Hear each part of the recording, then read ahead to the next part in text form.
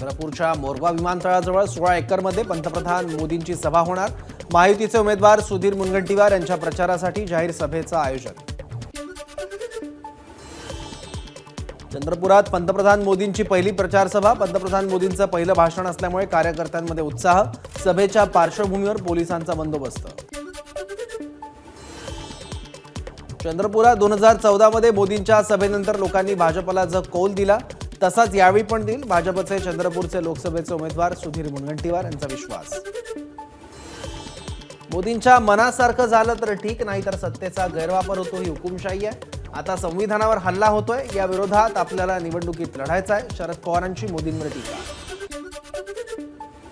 भंडारा गोंदिया लोकसभेचे महायुतीचे उमेदवार सुनील मेंढे यांच्या प्रचारार्थ आज भंडाऱ्यात उत्तर प्रदेशचे मुख्यमंत्री योगी आदित्यनाथ यांची प्रचार सभा।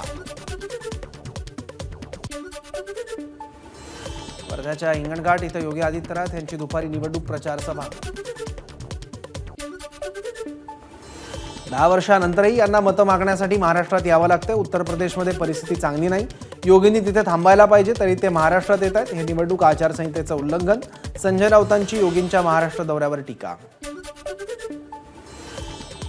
हिंदुत्वाच्या मुद्द्यावर राज ठाकरेंची जवळीक वाढली, ते महायुतीला पाठिंबा देतील अशी अपेक्षा। मनसेच्या गुढीपाडवा मेळाव्याआधी उपमुख्यमंत्री देवेंद्र फडणवीसांचे संकेत। शिवाजी पार्कवर मनसेच्या गुढीपाडवा मेळाव्याची जय्यत तयारी सुरू। सभेदरम्यान राज ठाकरे काय बोलणार याकडे लक्ष। मुख्यमंत्री शिंदे आणि भाजप प्रदेशाध्यक्ष चंद्रशेखर बावनकुळेंची भेट।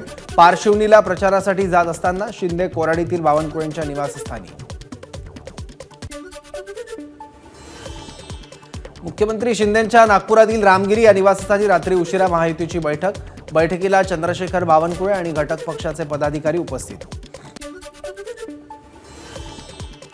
जागा वाटपाबद्दल महाविकास आघाडीची उद्या सकाळी 11 वाजता संयुक्त पत्रकार परिषद। शरद पवार, उद्धव ठाकरे आणि नाना पटोले पत्रकार परिषदेला करणार संबोधित।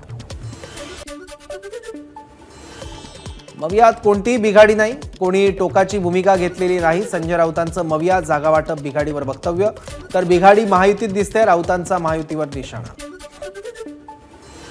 अमोल कीर्तीकरांवर कारवाई व्हावी, संजय निरुपम यांची मागणी, तर संजय राऊत खिचडी घोटाळ्याचे मुख्य सूत्रधार, निरुपम यांचा आरोप।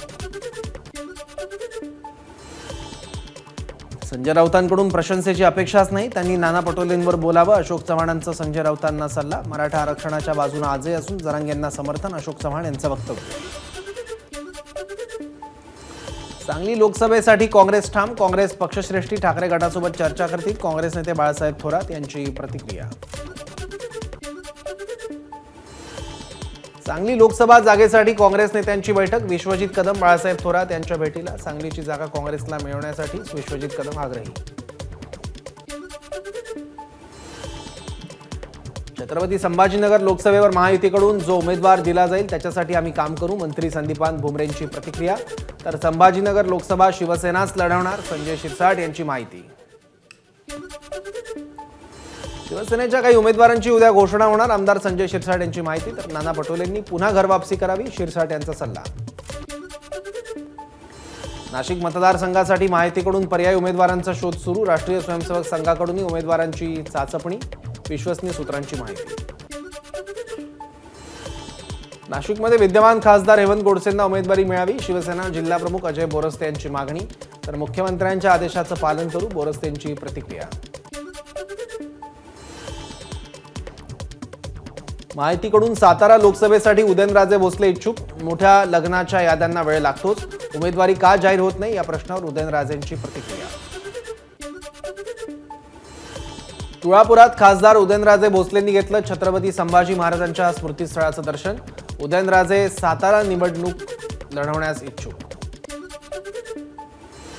मनोज जरांगे पाटलांच्या भूमिकेचा भाजपला फटका बसणार नाही, मंत्री गिरीश महाजन यांची प्रतिक्रिया। राष्ट्रवादी शरद पवार पक्षाकडून रावेर लोकसभेसाठी रवींद्र पाटलांना उमेदवारी मिळण्याची शक्यता, संध्याकाळपर्यंत शरद पवार पक्षाकडून रावेर लोकसभेच्या उमेदवाराची घोषणा होण्याची शक्यता।